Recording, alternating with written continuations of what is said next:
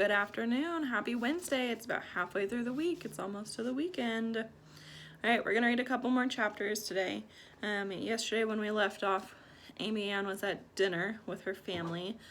We had learned about thing 1 and thing 2, which were her terribly annoying little sisters. Well, I think one of them's little and one of them's an older sister. So we are talking about how she just told her parents that she wanted to go to the school board meeting, and then surprisingly they said yes, and she wasn't expecting them to say that. So we're gonna read a couple more chapters today. This one's called Common Sense.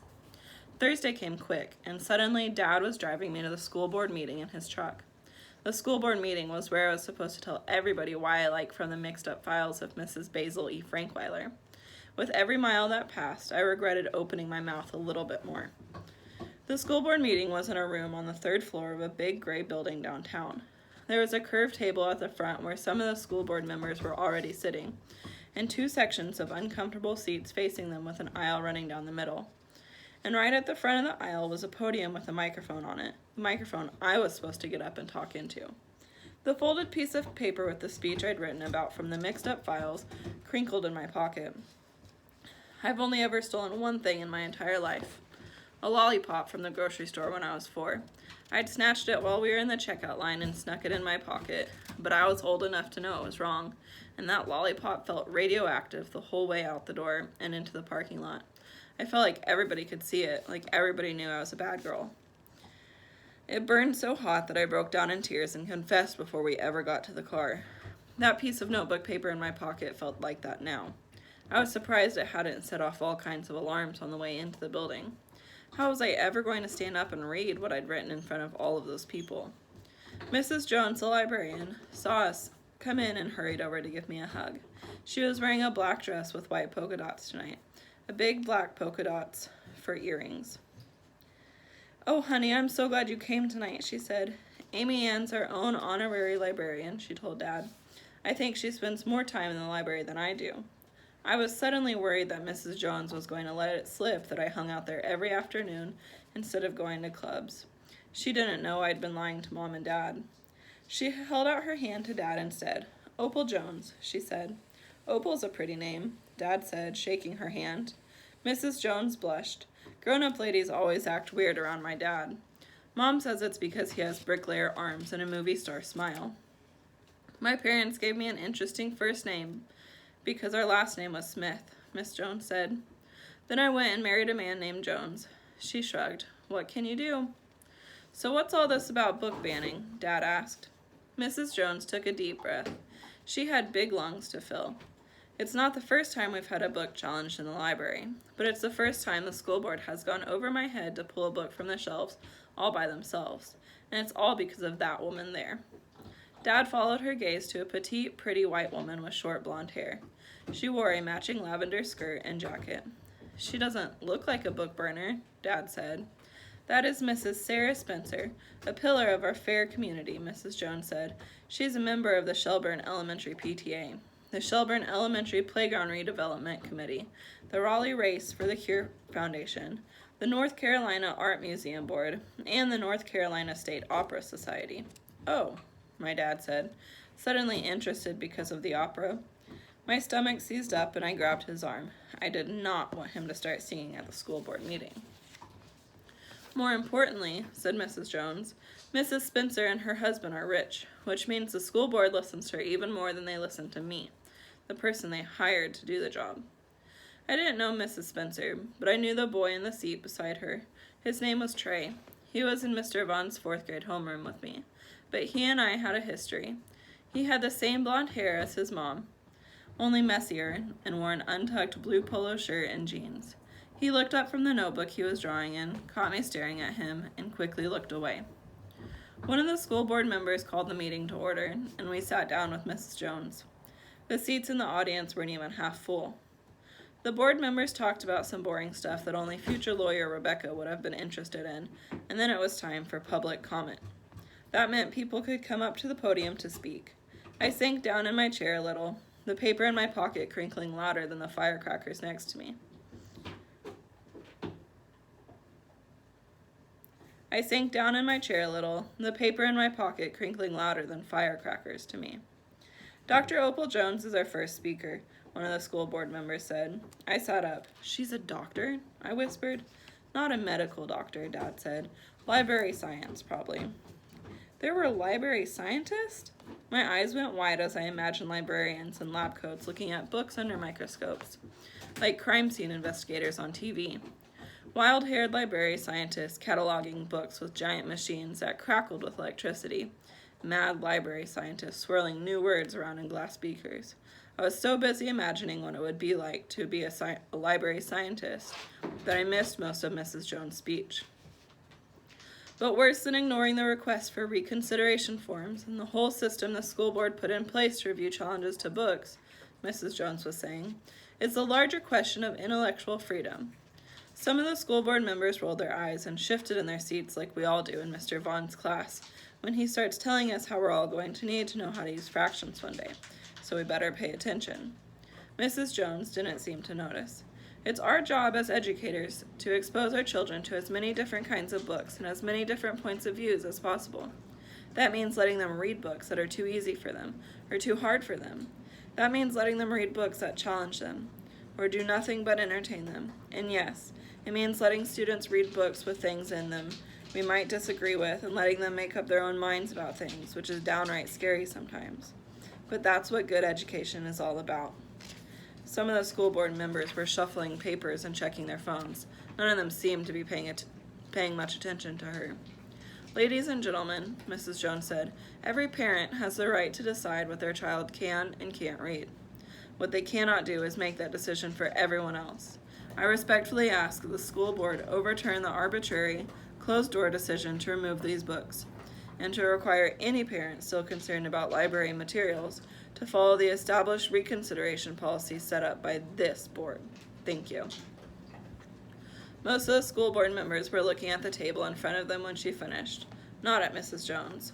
One of them coughed. Thank you, Dr. Jones. Mrs. Spencer, you wanted to speak? Trey's mom went to the podium. Unlike Mrs. Jones, she didn't have a piece of paper to read from. Ladies and gentlemen of the school board, I grew up in this county. I was a student at Shelbourne Elementary once, she said, and no, I won't say how long ago. A couple of the school board members laughed. Back then, the school library was a safe place, a place where parents could trust that their children weren't going to pick up a book that taught them how to lie or steal or cheat. They weren't going to find a book that told them more about their bodies than they were ready to know at the age of 10 or 9 or 5. They weren't going to find a book that showed them it was all right to talk back and be disrespectful to adults. Call me old-fashioned, but I don't think school should be a place where a parent's authority is undermined. I think it should be a place where it's reinforced. I frowned. No book I'd read in the library had taught me to lie, to steal, or to cheat. Every kid who has any kind of brains knew how to do all that stuff already. And I was respectful of adults. I always did whatever they told me to, even when I knew it was a load of pony poop. Mrs. Jones never used the word censorship, but it was there behind everything she said. Mrs. Spencer said, I'm not for censorship. I'm for common sense. We have to protect our children. It's not censorship to keep things away from children that aren't age appropriate. It's common sense. This is just 11 books, Mrs. Spencer said. That leaves thousands more in the elementary school library for our children to enjoy. Far better books. I have only asked to remove those books that are inappropriate or have no redeeming value. You made the right decision to remove those books from the library, and I hope you can trust your own wisdom and common sense as parents to see that no child is ever exposed to them again. Thank you. Besides us, Mrs. Jones cleared her throat and shifted in her seat. Thank you, Mrs. Spencer, one of the board members said. Is there anyone else who wishes to speak to this issue? He asked. Mrs. Jones looked over at me and smiled. Dad gave me a questioning look. This was it. This was why I had that piece of paper in my pocket. Why I'd gotten my parents to rearrange their schedules to bring me here. Why I was in a boring meeting room at 7 o'clock on a school night instead of sitting in my bed reading a book. They both expected me to get up and say something, to tell the school board why they shouldn't ban Mrs. Frankweiler. All I had to do was stand up and walk to the podium. My heart thumped in my chest and I stared straight ahead. Anyone? The school board member asked again. The school board waited. Mrs. Spencer waited. Mrs. Jones waited. Dad waited. I sucked on my braids. Remember, she said whenever she sucked on her braids, it meant that she was nervous. All right then, the school board member said. There being no further comment on the matter, I move to uphold this board's decision to remove these books from the Shelbourne Elementary Library. Seconded, someone said. No, I was supposed to say something. I wanted to say something, but I hadn't. I couldn't. All in favor? Aye, a bunch of them said. All opposed? Nay, 2 of them said. Motion carries. Anyone else have another issue they'd like us to hear? And just like that, it was over.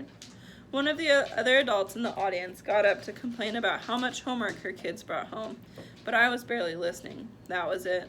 My one chance to speak up. My one chance to tell them why my favorite book was so great, and I had done what I always did. I sat there and said nothing. My face was so hot I thought it would catch fire. I grabbed onto the bottom of my metal chair on both sides and hung on. I couldn't even look at Dad or Mrs. Jones. The school board moved on to talking about bids and plumbers for another school, and my dad huffed. I don't think we need to sit around for the rest of this. We've already wasted enough time. I nodded, trying not to cry.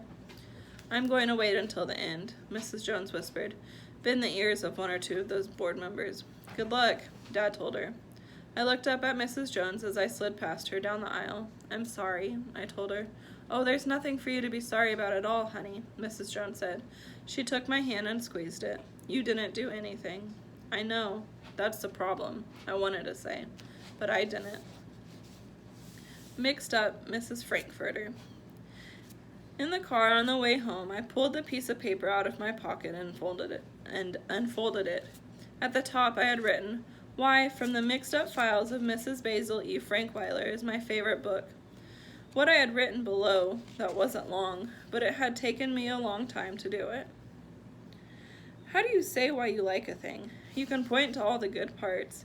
That you like how they ran away from home to a museum. That you like how Claudia packed her clothes in her empty violin case. That they slept in a big antique bed and took baths in the fountain. That they solve a mystery about an old statue. I like all that stuff from the mixed up files.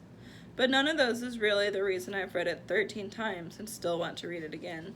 That's something bigger, deeper. More than all those things added together. How do you explain to someone else why a thing matters to you if it doesn't matter to them? How can you put into words how a book slips inside of you and becomes a part of you so much that your life feels empty without it? Have any of you ever read a book like that? I know I have several of them. This book being one of them, but one of my favorite series is called The Uglies, and it's definitely become a part of my life. Is that your speech? Dad asked. Why didn't you read it? Dang it, Amy Ann. I thought that was the whole reason we came all the way out here tonight. The whole reason we rearranged everybody's schedules. Your mother and I have a lot better things to do with our time. Hot tears poured down my cheeks, and I turned away so Dad couldn't see. I tried to swallow a quiet sob, but Dad heard me. Are you crying? Oh, Amy Ann, dang it, I'm sorry. I didn't mean that. I know how hard it is for you to speak up. He pulled a bright red bandana out of his pocket and handed it to me. Here, what's the book? I shook my head. I couldn't look at him. I was still crying. Come on, mixed up Mrs. Frankfurter or something? He was trying to get me to laugh, but I was too upset. He was right.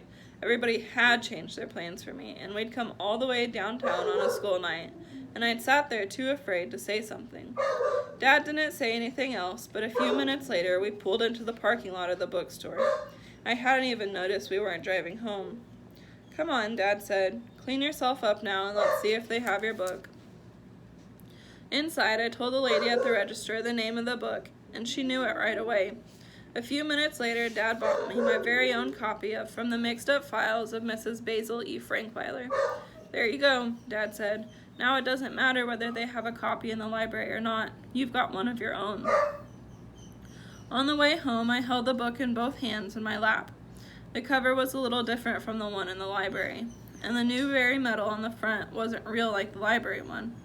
It was just a picture of the medal, not a sticker you could run your fingers over and feel the bumps, even through the clear plastic cover, but that didn't matter really. The book and the pictures inside were the same. I was glad to have my own copy, but I couldn't help thinking about that book that wasn't on the library shelves anymore, and how I would never have known from the mixed up files if Mrs. Basil E. Frankweiler was my favorite book if I hadn't found it there in the first place. Let's see, this chapter is kind of long. I guess we're gonna go ahead and stop there, and I'll read some more tomorrow. Maybe I'll do another video later. So, on your response today, I want you to think about why do you think Amy Ann didn't say anything? Why do you think she had a speech that she had written, but she didn't get up there and say anything? Why do you think she did that? All right. Enjoy your day. Get some reading in, and I will see you soon. Bye.